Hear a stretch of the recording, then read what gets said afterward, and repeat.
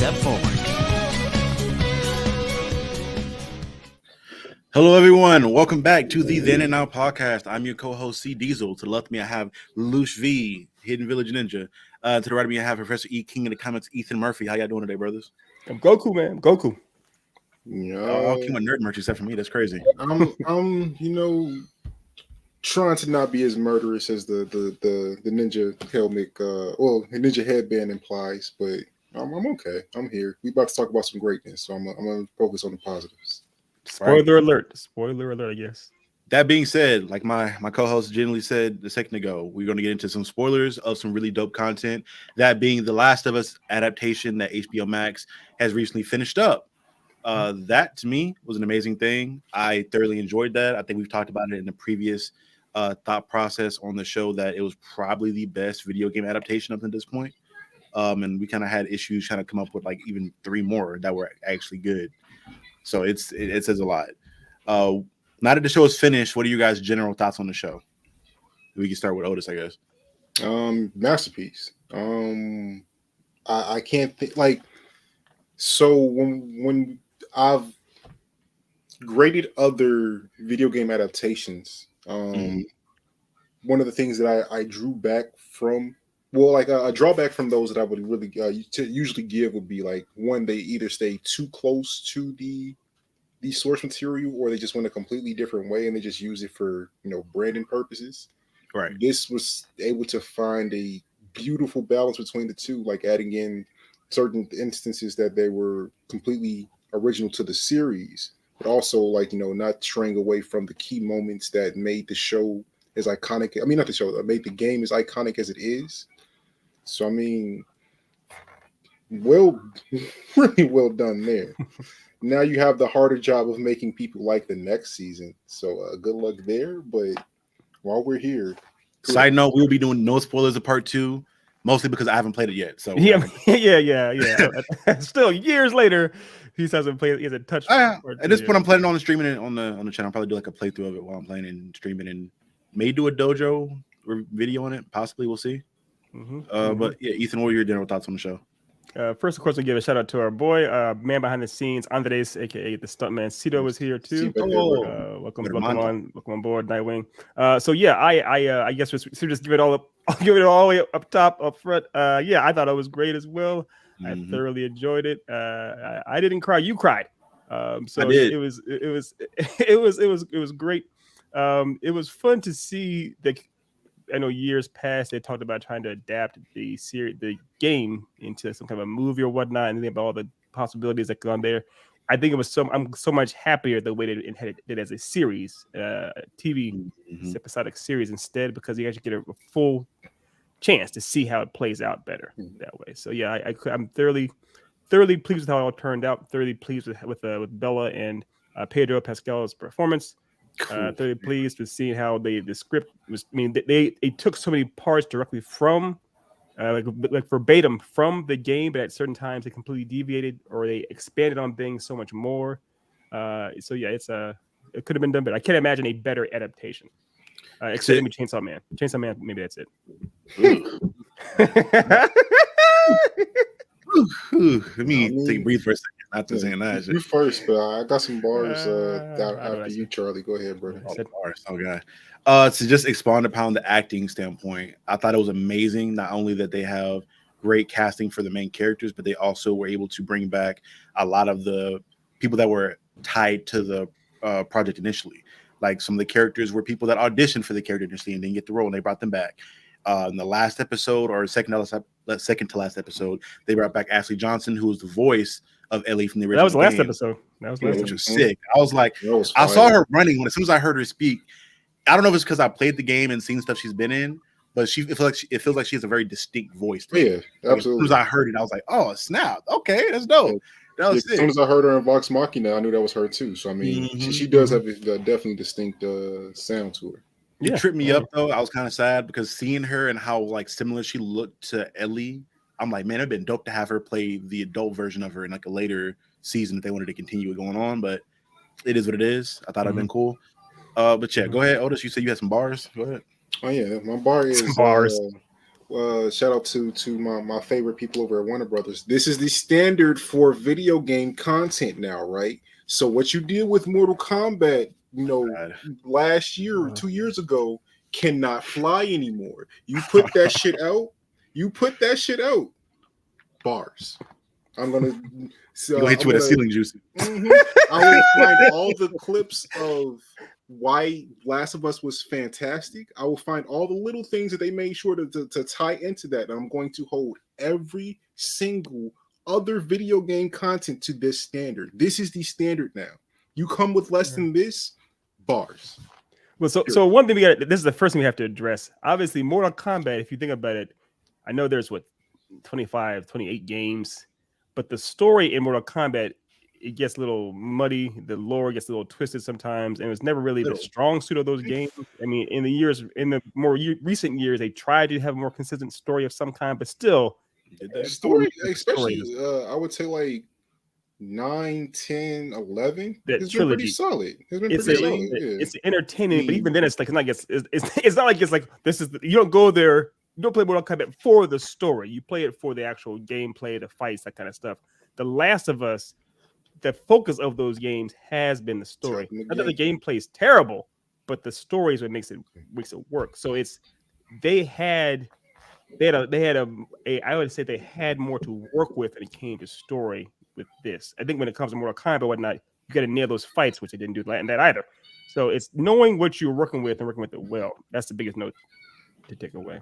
Y'all thought time traveling fusion Liu Kang raiding God was a good thing in the Mortal Kombat story? I mean, I'll take that over Cole. It could definitely, yeah. I definitely wouldn't. I ain't gonna lie to you. I mean, you think about things you just said. You said time traveling. I mean, fusion raiding Liu Kang God. The time traveling was done in Terminator movies is great. Fusion, DBZ, Dragon Ball Super, they still have a series based around that. You can use these elements and still make things work. It's knowing what you have and knowing how to make it work. And think about how long the series have been for Dragon Ball Z and Dragon Ball Super. Hundreds and hundreds of episodes. So I mean, you can make something work. To that note, let's follow the advice of our producer now and get back on topic. Getting back into The Last of Us as a show. We've talked about the actors. One thing I also want to get into was the masterful writing, as far as them being able to adapt cordyceps into making it more. Because I think in the game initially, a lot of things were kind of left up in the air as to like the cause of cordyceps and what exactly it was, even though it's a real fungus or fungi that people know of to an extent.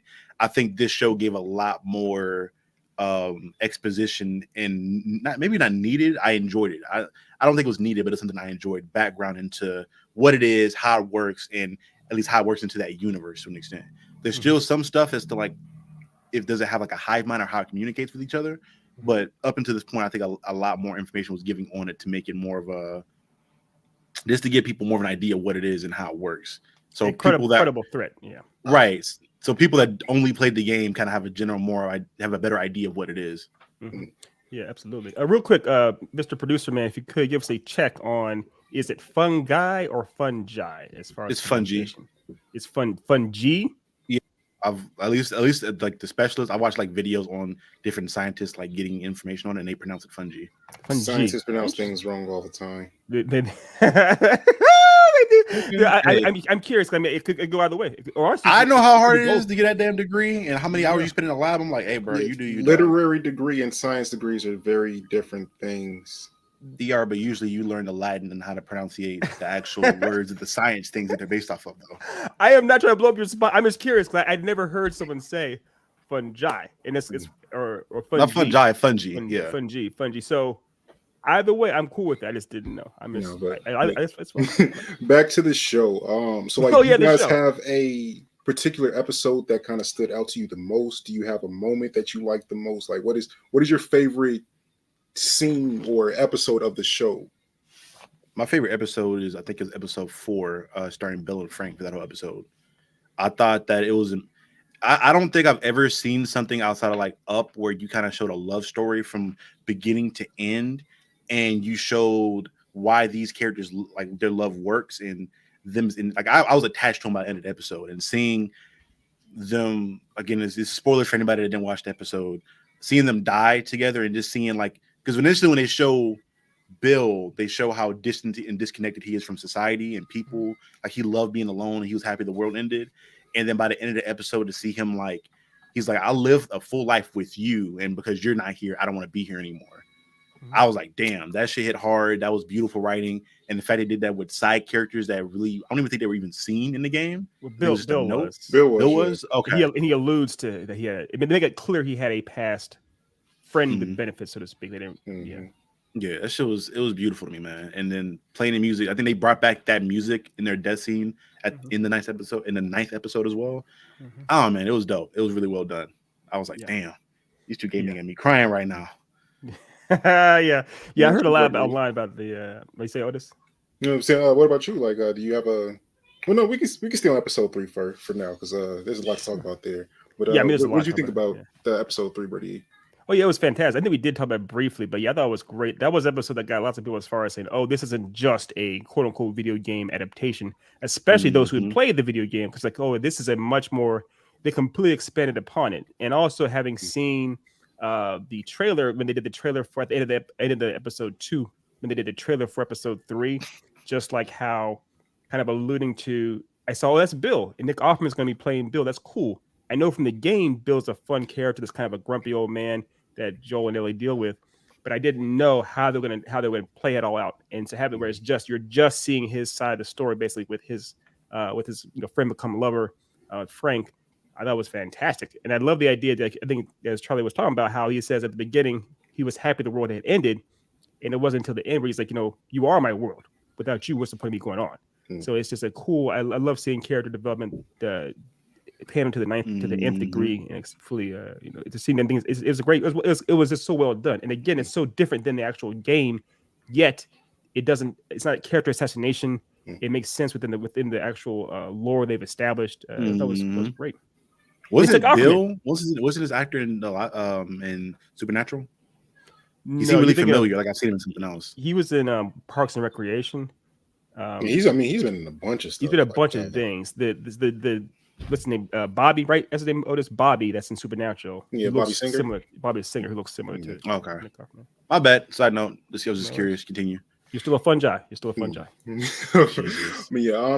I think that episode was honestly beautifully crafted. To be able to have a story be that compelling with so little action and other things going on. Like to be that connected to those two characters who literally had nothing else but themselves in the area that they live in is I mean, I can't think of too many times where I've seen like a duo thing that was that enticing. Of course, I mean the moment when the Raiders came to attack was pretty big within the scope of the episode, but it wasn't.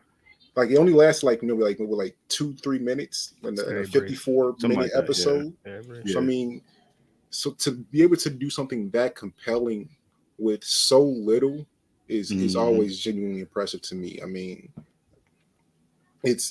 I've seen the highest budgeted show ever came out earlier this year, or was that last year? And last year, and they had literally all the money physically possible to make that show a success, and it was that.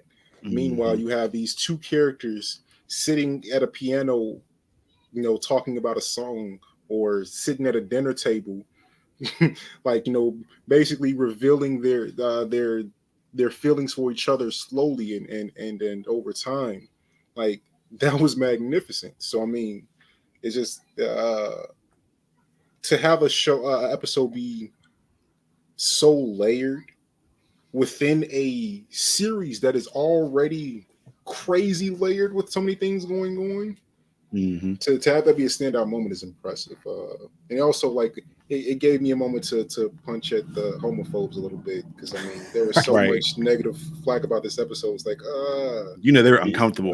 They were uncomfortable. I'm glad. Good. Make them uncomfortable. Make them leave. You can excuse yourselves. And as our producer just said, it definitely.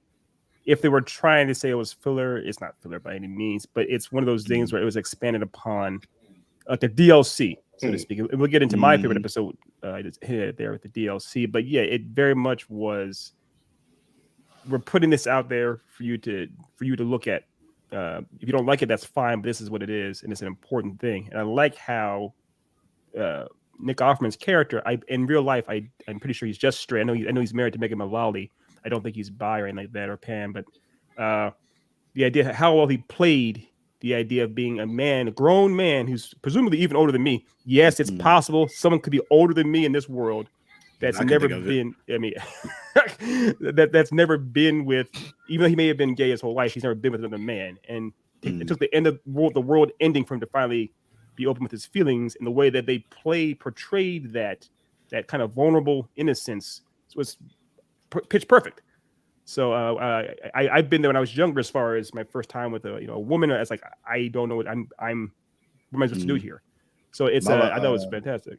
My last point to kind of playing off of that was showing like the best part about that stuff was the small moments. Kind of like Otis said, it wasn't the action that made that episode. It was the small moments like them eating strawberries together or them making subtle jokes at each other about different things. And it was great to see the dichotomy of Bill being this really hardened, grizzled veteran and then seeing this person with such positivity and open energy softening him up over time. And you see that in different little moments where he's trying to I see a lot of them like usually people see them like their grandparents. If you're older grandparents, usually your granddad is like that more stereotypical hardened male, and then your grandma's kind of like that person to balance that individual out. At least for me, that was my experience. And seeing that, I was like, damn, that seems like it's real, it's genuine. Whoever wrote this is somebody that's like seen relationships before. Everything about that episode seemed believable. It seemed believable. Yeah. But yeah. You want to go and get into your favorite episode then, Ethan? I know you talked about the DLC part.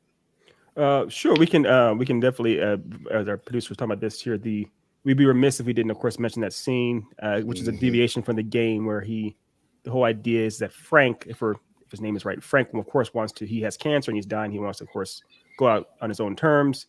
And of course, his lover, Bill's like, yeah, I'm not letting you go out by yourself. So the gun scene, that was a scene at the beginning when they first had dinner. Oh, I'm sorry. Yes, you're right.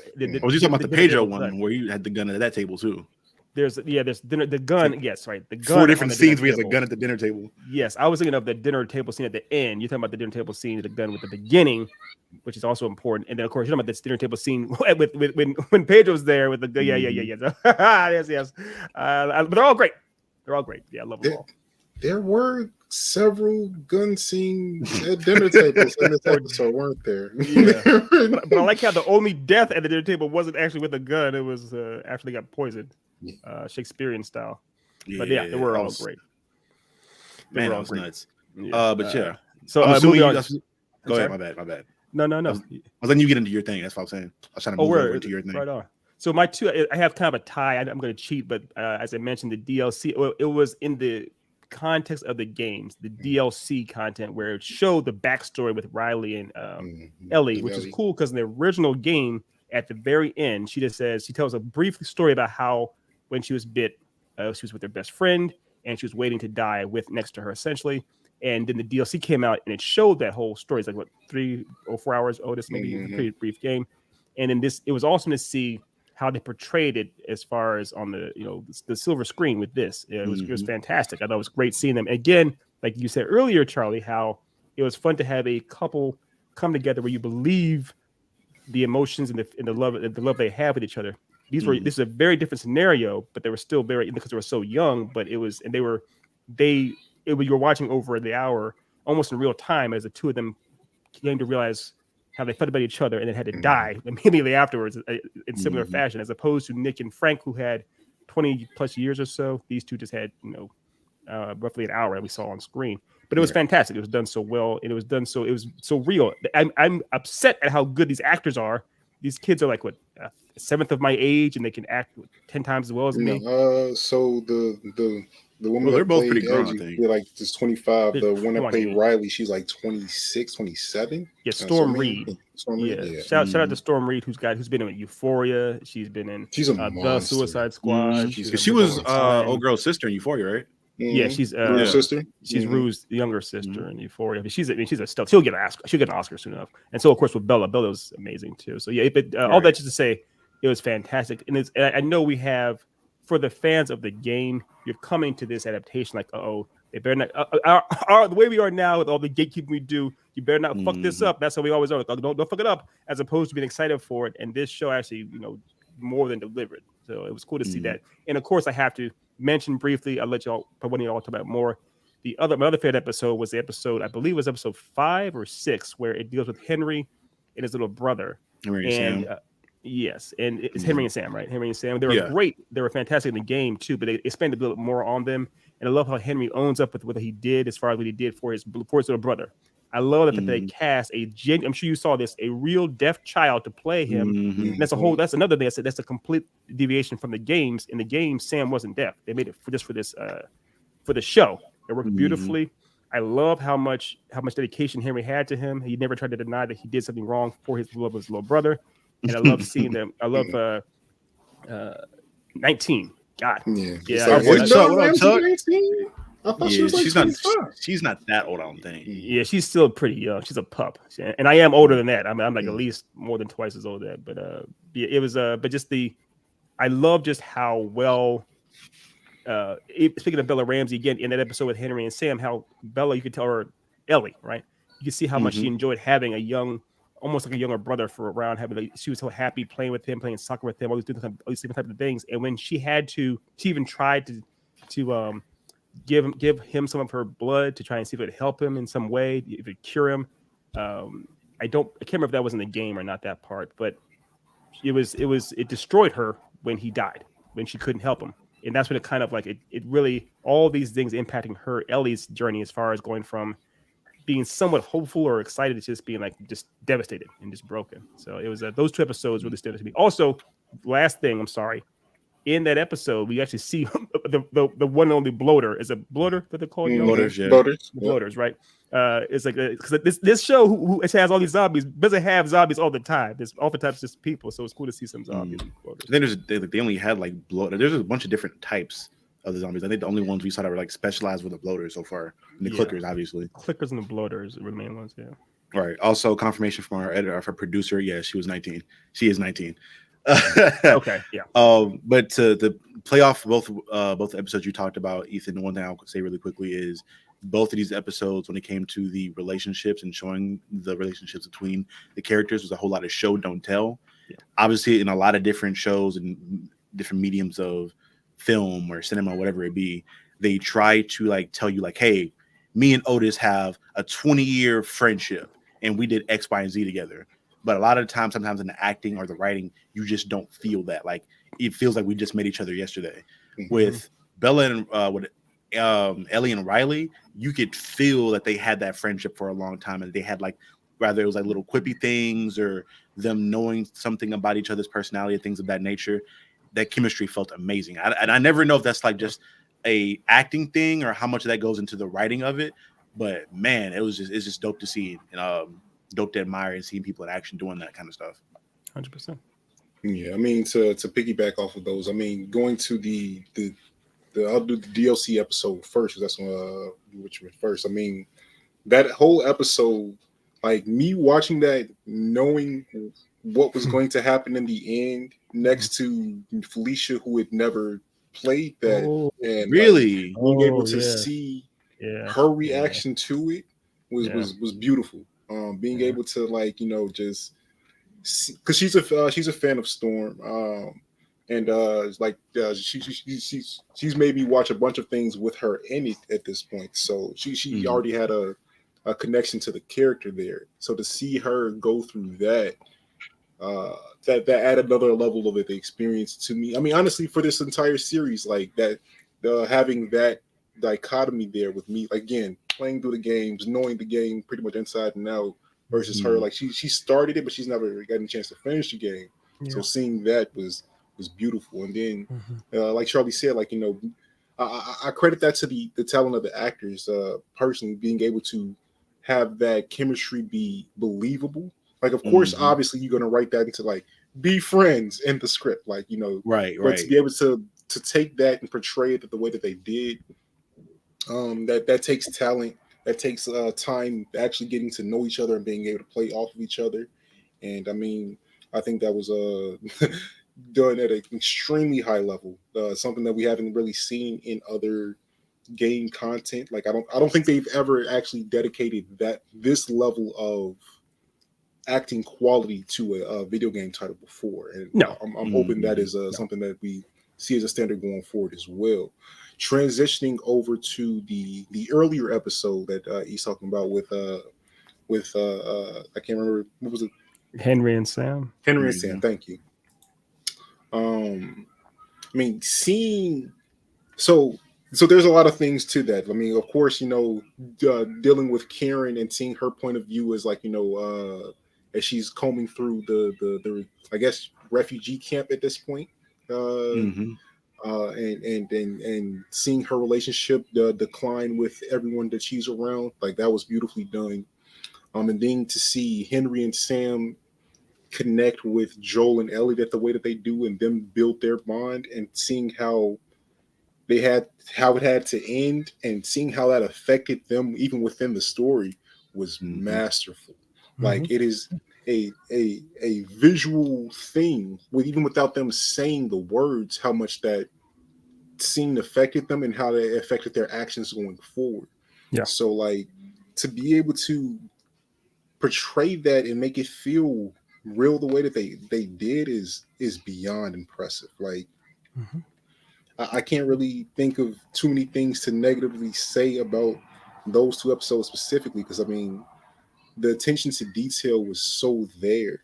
Like even with like going back to Karen, like seeing that she had every opportunity to leave that final scene against the zombies, and she chose not to do it because of her own anger.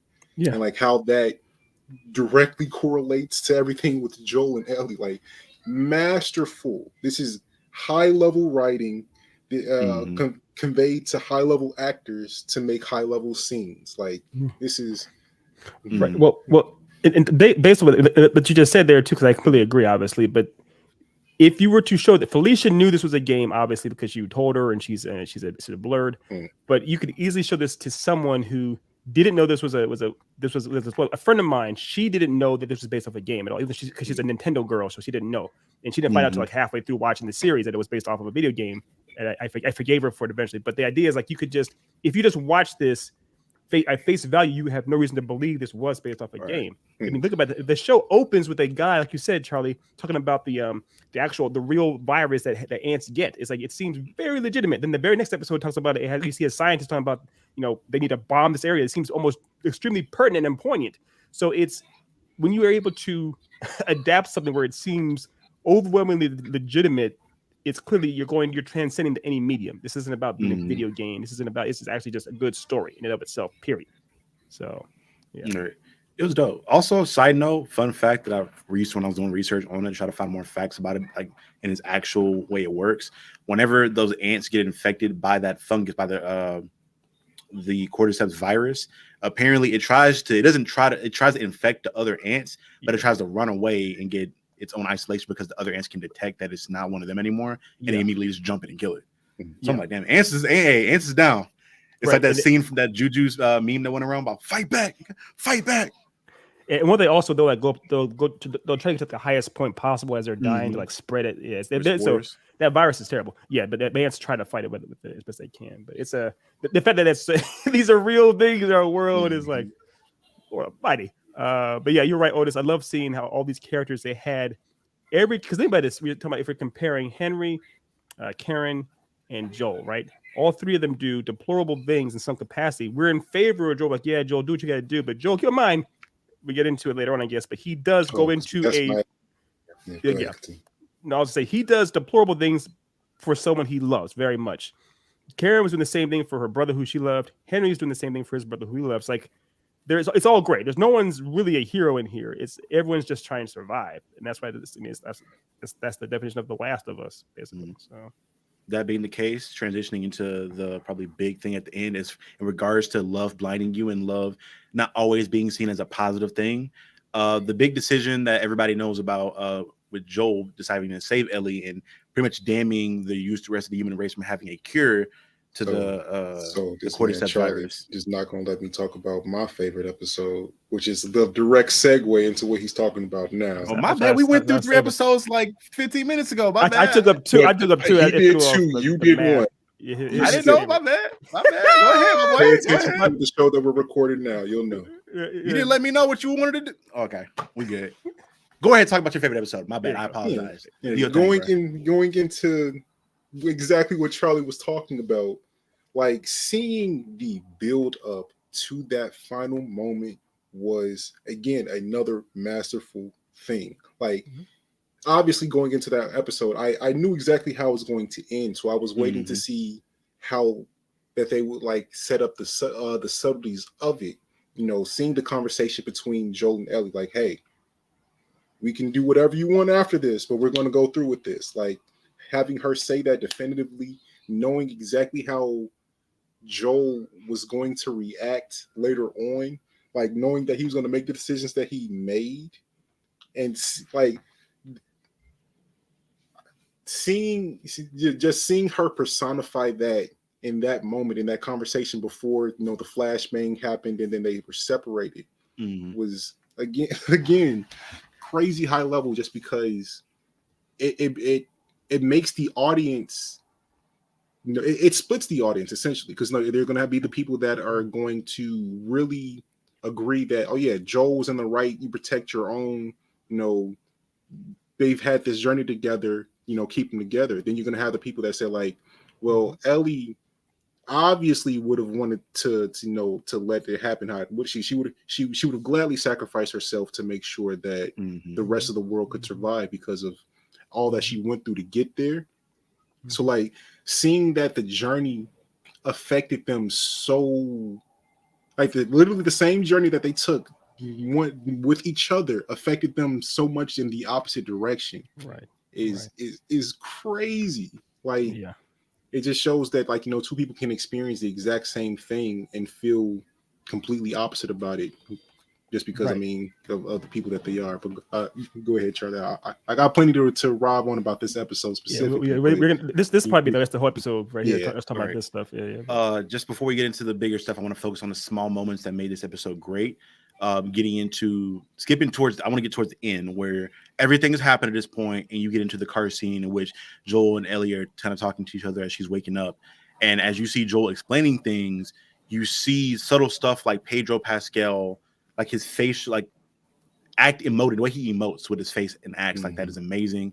And he did this little thing that I really loved, is he's trying to explain everything that's going on in his lie to Ellie, and you see the gun flash be a thing that like interrupts his thoughts. So he has like a PTSD flashback almost, and it's really abrupt, and it stops the audience dead in their tracks and him as he's trying to lie, but he's also dealing with what he just did. It's something, little things like that is what makes the series to me. You have moments that are very detailed and they kind of seem throwaway if you look over them, but when you really go back to watch it a second or a third time, sometimes people pick it up on the first time, it really makes the series to me. Going further past that with Ellie, like you can visibly see in her face that she knows he's lying. Same way she did in the game. And you see her grow. She's grown a lot through the course of the show, but you see her in that final moment where he's like lying to her and trying to like be happy-go-lucky about going back to the safe village with his brother Tommy. You see her grow, and she knows it's a lie. And she's like, swear to me that what you told me was true. And she knows he lied, but she's like, at least from my perspective, she's like, okay, that's something that we're not to worry about later on, but let me just enjoy this shit now. And she kind of just takes it and keeps going. Like seeing that amount of growth of her character from how kind of naive and quick triggered she was in the start of the show to the end where she's able to kind of process things and have that adult of a decision was great to see. Same way I saw it in the game, and it was just done just as well in the show. To me, it was amazing. So there's a few things with that, you know, we can get back to it, but this what they call symmetry, essentially. So if y'all remember when that scene when Ellie was like, what do we want to do? We'll go back to Tommy and see Tommy with that kind of stuff. She's lying to him. She's on screen left. Joel is on screen right, slightly lower than her. At the end, when he's lying to her, it's a mirror image. He's on the right screen left. She's on a little bit lower on screen right again. It's the same idea. They're saying, they're lying to each other, both of each other, so to speak. And I would say at the beginning, even when Ellie, that's the thing. When she's like, oh yeah, we can go there, do this stuff with Tommy. She knows that she's going to be slaughtered. She knows that she's not coming back from that. And she could have told Joel, yeah, by the way, this is a one-way trip. There's no right. There's no after. Yeah. There's no after. Because that's what she builds at the beginning at that part when she's talking to him at the very end. She's like, when this first happened, I was bit, and Riley and I were both bit. Whenever we were both waiting to die, so she's saying like I was ready to die. Then I was already ready to die. And she didn't say it pretty much, she didn't spell it out, but it's kind of like I've been ready to die for years, for a long time, so to speak. And so it's kind of the idea like he, in a sense, robbed her of a valuable death, and that's what she's so it's a very, for a child, I know she's 19 or so in real life. I think in the game she's supposed to be 15, 14, fam. I think she was even younger than that. She could be like 13, 12, something like that. 13 or something like that. I think it's like 5 years later. So the next game is, and she's like, she was at least 13 because they gave her like old girl gave her the menstruation cup and the at the thing. She's at least 13 probably. So, but she's a pup. She's a pup. She's very, very young. So it's all those little details. And there's countless details in this episode we can get into. But I thought that was really cool. They set that up, the symmetry with the storytelling. Yeah, I mean, honestly, I didn't even think about that, but you're completely right. Like, you know, that, and that's something that actually they never fully reveal within the game itself, like how much Ellie knew about what she would have to sacrifice to make this cure happen, right? Like, I mean, obviously she found out the hard way that she couldn't just take her blood and smear it on to a bite, and that's the cure. So I mean, she had to know that it was going to be somewhat more involved in that, but I don't know if you ever really fully know until that spoil it. Don't do it. Yeah. I don't think you ever fully know until if she was fully prepared to die in that moment until it comes down to it later on. But moment of truth. Yeah. Like, again, like seeing that level of preparation from a child, I know that had to hurt Joel to some degree, especially considering the history that obviously he has with his own daughter and the attachment that he has to her. So I mean, again, like just seeing all the different facets to why everyone made the decisions that they made was beautiful. Right. Well, did she know she was going to die though? Because I feel like throughout the entire series, she alluded to like what they would do after they got there. It's my headcanon. In theory, she did know. She wasn't. Also, it feels like she's aware of the fact that in order for them to really get what they need to get, she would have to go. She'd have to expire. That's my. At least from my perspective, when she talked about that stuff at the end, it was more so about all the people that died to help them get there, and she didn't want those deaths to be a waste. Right. That's is part my of perspective too. As far as it. But I don't think she ever like inherently knew that in order for this to work, she would have to die. I could be wrong. I could be wrong, but I could be wrong too. This is my. I can answer this, but I'm not going to. Okay. Please don't. Yeah. This is for my own sake. Not even for anybody else. Just for myself sake. So there's a lot, but I can't remember from other references to other games and whatnot if there was some stuff here. They did play part too. Right. But a big. Go ahead. Finish what you're about to say. No. All I was gonna say was that it is remarkable because I guess the thing is though, we have to give a shout out to the when Joel says "baby girl" in the episode before at the end of because it's obviously something he hasn't said in 20 plus years since his daughter. The same friend I mentioned, the lady friend I mentioned before, she was watching the show, and when he dropped the line "baby girl," she gasped audibly and cried. So it's like the idea of like that's when it's official how far it's almost like from then on there's no going back for Joel. Joel is officially signed on to Ellie. So if there's no reality in which he would ever let anything happen to her. So I know we're going to get into the whole idea of if he did right or wrong. But I am curious from you guys. Would you do something similar for someone that you love, just in your own world? Would you do something like that? Like Otis, you have loved Felicia more than anything else. If Felicia was willing to sacrifice her life to save others, would you allow her to do that? If it's like to save the world from cordyceps, yeah, you can do that. Like, damn, yeah. Now, if it's like something like relatively smaller, like like a organ donation to save one other person for her, oh no, you sticking around. But for the whole world, even I'm not that bad. Fair, that's fair. That's fair. Quick shout out to our producer who says, how about the earliest changes? That scene with the lady who tells the government they need to start bombing. Yeah, we mentioned that. We referenced that briefly before. Yeah, in the first interview. Not interview. Love that. Second. Yeah, that was. I think it was the prologue in the second episode, which is fantastic. The idea, she's like, because they say that they pretty much they track her down. They say, "What can we do to stop this?" And she says, two things. She goes, one, bomb this entire town right now, immediately. And number two, can I go home to my family and say goodbye, basically? And it's like, oh, these are the stakes. There's no tomorrow. And of course, speaking of prologues, we of course, as Charlie mentioned earlier, having Ashley Johnson literally be the mother of Ellie in the prologue of episode. Right, that was fire. Poetic as hell. Having her give birth to her at the same time, I was like, that's cool. Yeah, having to give birth to her, yeah. It's so the prologues are fantastic. Also, giving a shout out to Troy Baker, who played David's right hand man in the episode where they were the cannibals trying to eat people. There's a weird irony there, having him play having Joel play another version of a monster there. So yeah. But yeah, real quick, I will say on the last thing on that last episode, I have to give another shout out to Pedro Pascal. I felt like his performance made that final episode scenes as he's like executing everybody hit differently, because in the game, at least from my perspective, Joel didn't seem as cold. In this one, Pedro just like he looked like a Terminator. He was like soulless, right? He saw all emotion and like regard for human life leave his body. You saw the one guy that like gave up and was surrendering. He was like, "Nah, fuck that." Didn't care. Even with Marlene at the end, he was like, "You're not gonna stop coming." And they, without having a conversation, without thinking about it, he's just executing people because he's like, he knows I can't leave anybody alive. Double tap. Double tap. Yeah. And it's also another level to it where like he knows that if any of them get back to Ellie, that his relationship with Ellie is going to be destroyed because of that. So, no witnesses. No witnesses. No witnesses. And there's some we can't say too much because we'll spoil it for Charlie, but there's some. I feel like on some level too, Joel is willing to sacrifice his relationship with Ellie to have her alive, even if it's like, yeah, you'll hate me forever.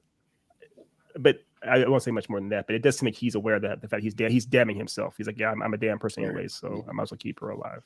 But let's continue this conversation of us looking at what Joel did and his decision at being right or wrong. Otis gave his thoughts on it. Ethan, I'm curious what your thoughts are on the decision. Okay. Well, did you give your thoughts on it? I will. Okay. I think I'm different though. So so thinking about that myself, if it was someone that I truly loved, and this is someone that's basically a daughter. It's his daughter, and it's essentially his chance to have his daughter back. We've seen that the point of this series, of the game and in this TV series, is to show how fucked up the world is. And it's kind of like, from Joel's perspective, is it worth sacrificing her to save this world that's fucked up? Hell no, it's not. I get it. I definitely do. If it came down to, like, say for example, one of my niece or my nephew who I love dearly, if I had to knowingly allow them to die to save this world that's full of all kinds of hypocrisy and it's racism and just pig-headed homophobes and all that kind of bullshit, would I let them die to save them? I would struggle with that. I really, really would. On the spot, I would probably, I would fight back on some level. I don't know. I could go Terminator and kill everybody like that. I don't know. That's not the whole level, but I'd probably fight back. But in the end, I'd probably have to I'd have to acquiesce on some level. So, fuck it. I'm doing it. Fuck it. For me, looking at that way that world is, even if, let's say, if everything goes copacetic and you have a cure for bites, because you can stop all the infections after people getting scratched or whatever else, you still have thousands upon possibly millions of zombies, super zombies that require even bigger artillery to kill, and they outnumber any of the human race you have left.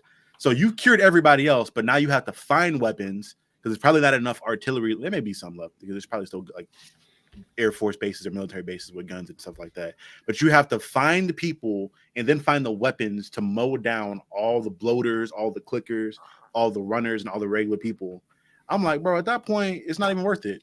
Plus, if I remember right, even if you die in this world and at this point now, you don't just turn. You only turn from getting infected from a zombie. Right. Yeah. So I'm like, what's the point? Romero rules. Right. Yeah. I don't see the point there personally. Yeah. Yeah. That's a good point though. Because if you do get the cure, how do you inoculate those that are survived? Or how do you get the word out to those who are alive? Hey, by the way, come over here to get your treatment for it. Or how do you say, hey, zombies, stop trying to bite me and let me inject you with this. It's like, I don't know that this is gonna work really. Yeah. And So, on top of that, I don't trust the government. I don't trust Fedra because they've already shown to be the government that failed the first time, and they already see how corrupt they are. And I definitely don't trust the Fireflies. They're already kind of corrupt and shady in how they operate. So who the fuck's going to distribute this thing to everybody? How's this gonna work? See, so I guess this is falls into my own gray morality here. But I mean, I personally wouldn't even be worried about like distributing it to other people as long as I can make sure me and my people are good. Y'all got it. Fair. That's fair.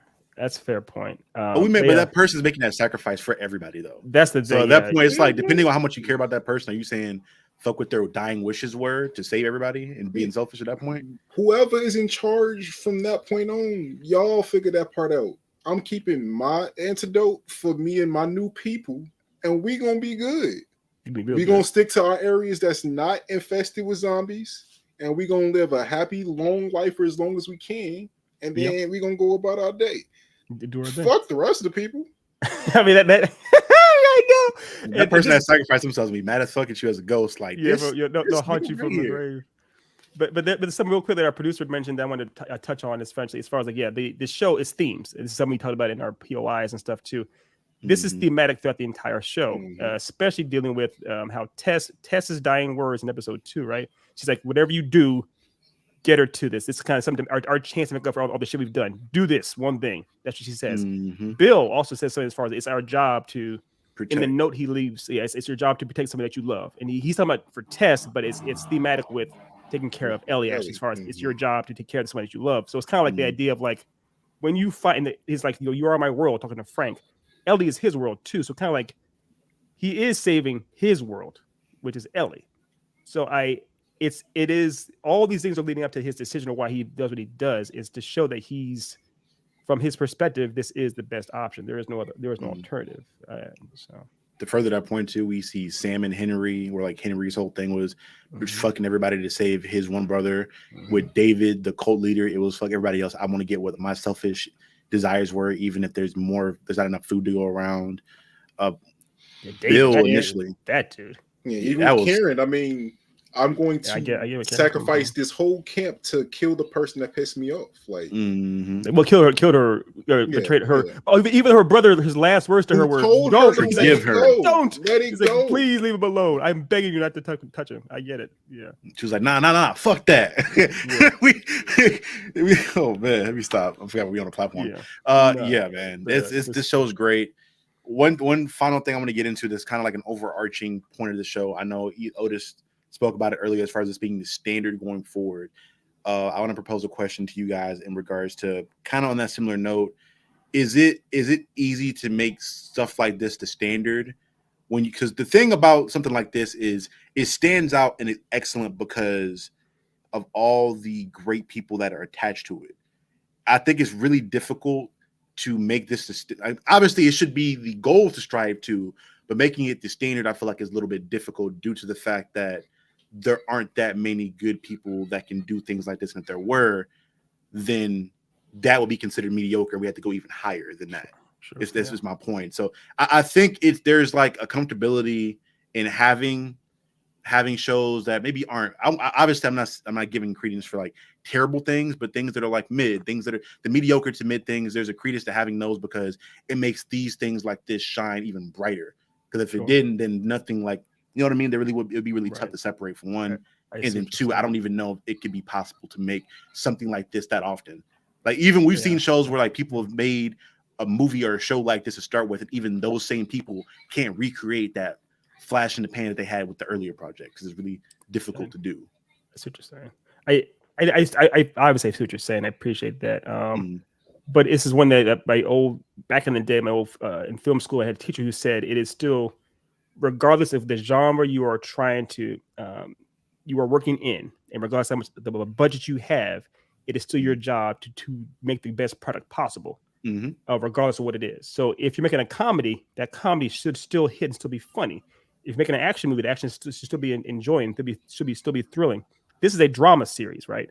In the backdrop of a dystopian world, it should still be dramatic. whatever you're doing, you should always do to the fullest extent. That's your job. It doesn't matter what your job is, what the genre is. Make sure it's still enjoyable. And there are levels to that, different shades of it, but it should still be enjoyable. For example, that Mortal Kombat movie, which we should never speak of again ever in life, that's just bad, period. It doesn't matter. It doesn't have to be like The Last of Us. It just still needs to be enjoyable for what it is, and it wasn't enjoyable for what it was. So, the rebuttal I have to that, though, is do you believe that the people that had hands in creating it didn't give it their best possible effort? Yes. when it came to it's complicated, but they didn't. Which is they show in the bio in the back behind the scenes, they didn't understand what Mortal Kombat was. Mm-hmm. So with that, they didn't. With this, the reason it worked is that Neil Druckmann was there, and the people that were making it knew the game really well, the story, knew the point of the story really well. Mm-hmm. People that made the Mortal Kombat movie didn't know the point of it. True. I think that's more of an error of like management as far as putting the right people in place. Yes, but as far as like the directors, the costume designers, the effects artists, people that wrote it, I think they genuinely gave it their best effort. They just could not reproduce. Like either they weren't the right people to do it, or it just wasn't the right time. Because a lot of projects, it's the right time of it coming out. Like if Dragon Ball Z came out now with all the other anime and shonen iterations that came out now, compared to stuff now, it's not going to look as good versus the exact timing it came out. What you had to appreciate though is that the world is the way it is now in anime because of DBZ, right? Or Dragon Ball. So it's hard to time travel in that regard. But I see what you're saying though. That's just my theory of like that becomes a standard. So that because that's a standard now, it's even harder to go above that. And we're so far along in the like again we talked about before in different iterations of the show that nothing's new under the sun. It's really difficult to keep upping it every time when you keep getting stuff like this, and now that's the standard, and you try to go higher.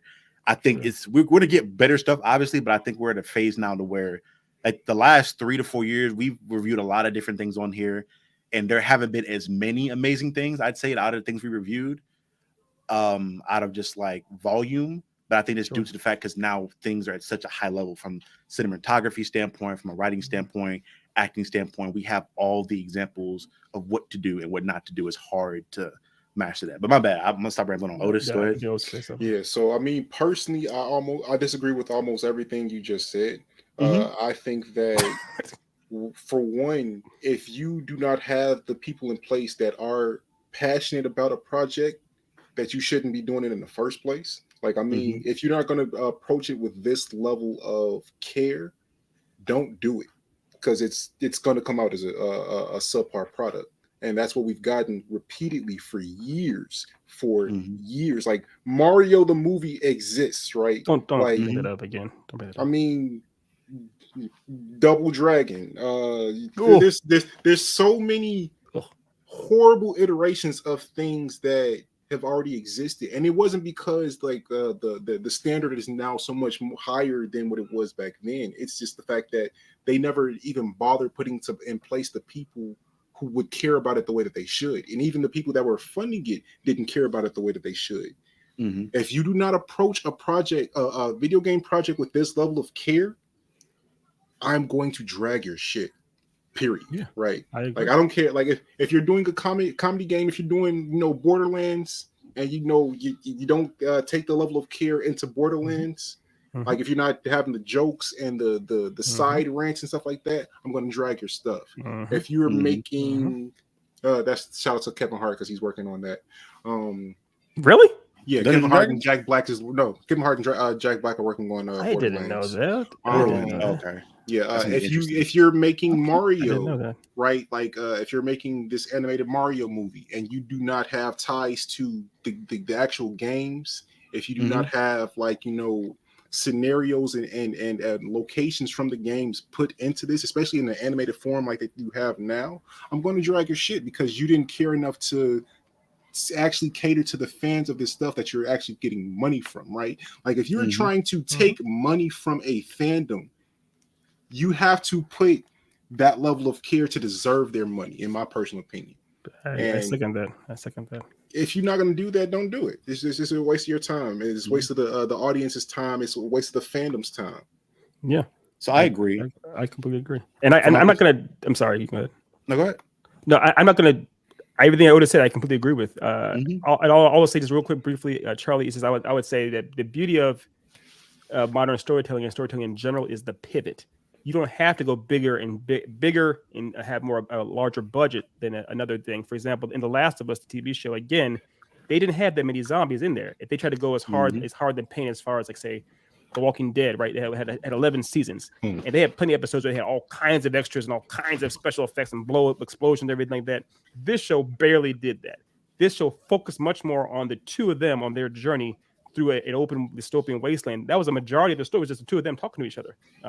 So you can do something different. You don't always have to go bigger to be better. It's finding your lane and sticking to it. I think with this Mario movie, which Otis mentioned, this Mario movie it knows what it's doing as far as having it be colorful and bright and having humor in there to actually make Mario seem more colorful as opposed to that live action Bob Hoskins movie where it was just like a train wreck in every possible way. Right. So yeah, that's all. So I'm not discussing cash grabs here because obviously with a cash grab is they don't care about the title. People working on it they're trying to just make money essentially. Like with a lot of the stuff that like Sony will do with like Spider-Man movies or something like that to keep the ownership of that product. Right. I'm looking at more of like somebody like a J.K. Rowling or somebody that or like the what's the dude's name that wrote Naruto, Kishimoto, people like that, to where they were the ones that had that initial fire and passion for their original product. Right. And I'd like to think, unless there's like public knowledge somewhere them saying that they didn't care, I like to think that them creating their sequels, they have a certain level of care and love for the characters they created.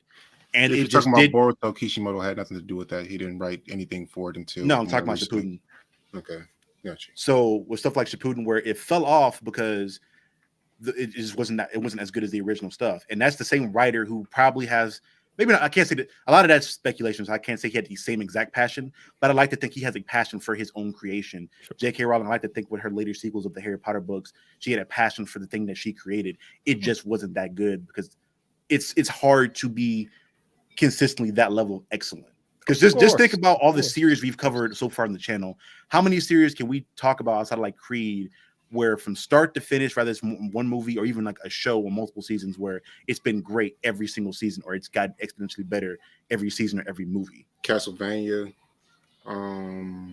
We talked about Arcane, Breaking Bad especially, but we didn't talk about that on the show specifically. Yeah, talk about that show.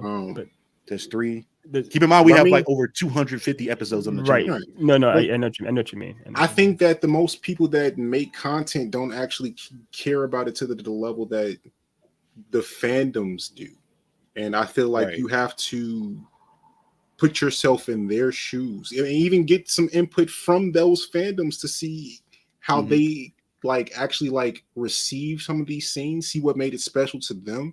Because I mean, if you don't and you're just going completely off of what you liked about it, then it's not it's a show for you, it's a movie for you, it's not for the actual people that have made this thing a thing. You know what I'm saying? Right. On that same token, though, I think on that same token, though, I think what's made some of these things great is that they were able to defer away from some of the fandom stuff. Right. Like, even with this one, like we just talked about one of the best episodes of the show being something that had nothing to do with the game. There were characters that were expanded upon. They had the creativity to change into something that they saw a vision for. I think there's like a balance there, obviously, and we're speaking hyperbole in a sense when it comes to stuff like that. But all I'm saying is that when we say this, other reviewers say this, and things being the standard and things being like everything should be like this, I just want to say it's a lot more difficult than what it may seem. It's nuanced. But good things if it was supposed to be easy, everybody would do it. You don't get millions of dollars behind a project just to make a mediocre thing. At least you shouldn't, in my opinion. Right. And that is true, though. It is that I think the passion does start with the nexus. There's always a nexus. There's always a creator or originator or the team that's really, really passionate about something. And with that original story or idea, of course, that flame burns really bright. And oftentimes, once that story has been told, they're ready to move on. Like, for example, Supernatural has 15 seasons. The originator of that, the creator of that, Eric Kripke, had 5 seasons in mind. After season 5, he bounced. And season 5 is the best season. And it's unanimously agreed season 5 is the best season in that show. They did 10 more seasons of that show. Matt Groening officially left The Simpsons after season 10 or 11 or whatnot, more or less. He's still kind of in the background. He's not really there anymore.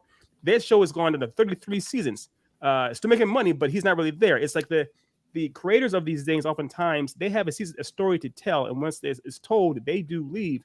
And those that do pick up the torch, sometimes they run with it really well and they make it burn even brighter. And sometimes they fumble the ball. not that they don't have the passion, but they said that they don't know what they're doing as well. It's just these things happen sometimes. There are exceptions. There's Oda with One Piece, of course.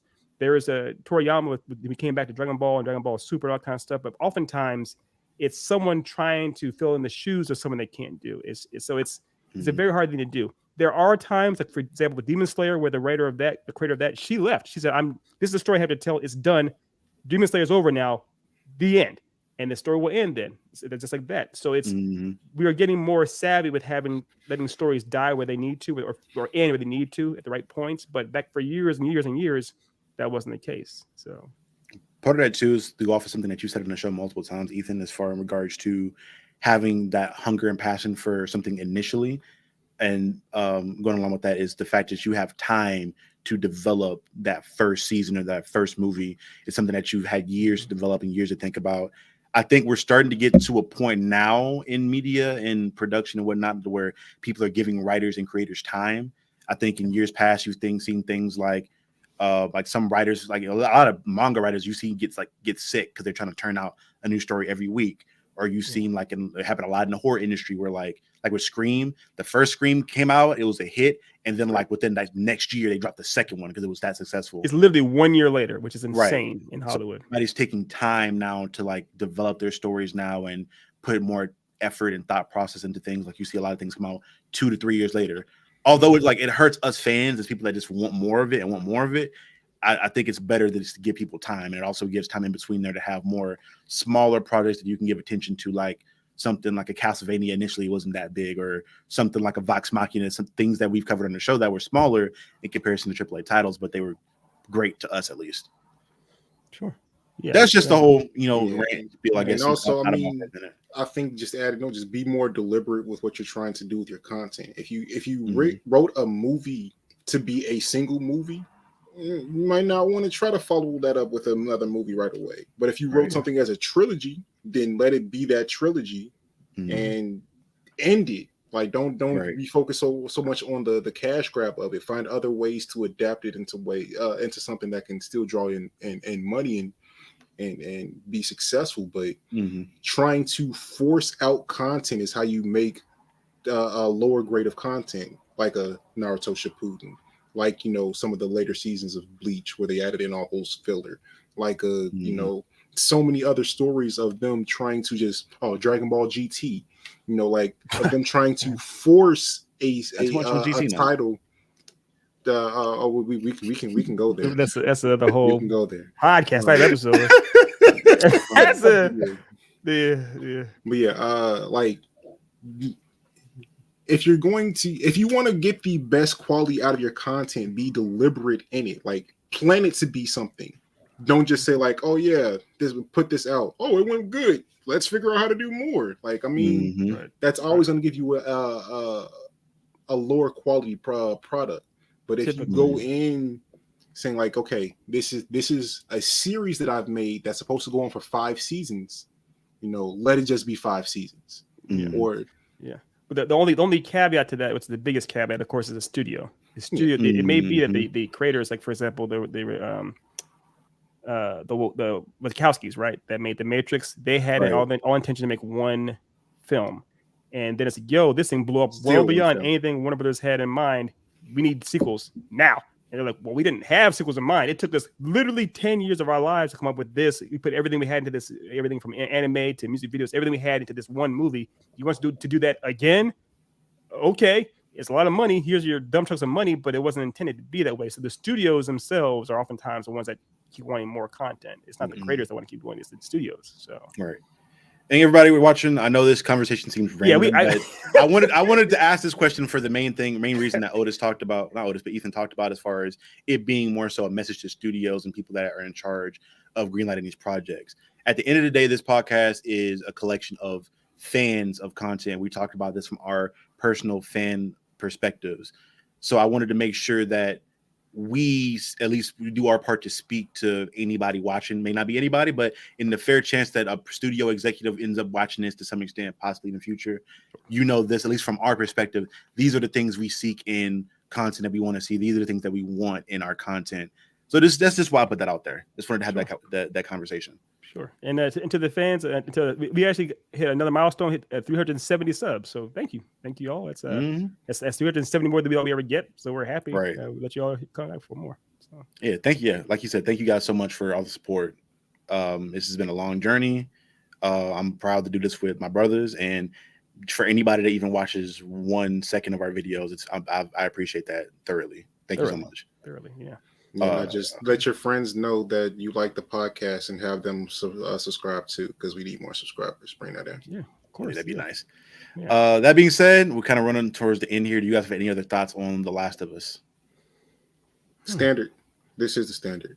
Care, like you don't have to have this level of film quality or this level of set design, this level of acting, but you have to care this much about your series if you want to have this level of reception from it.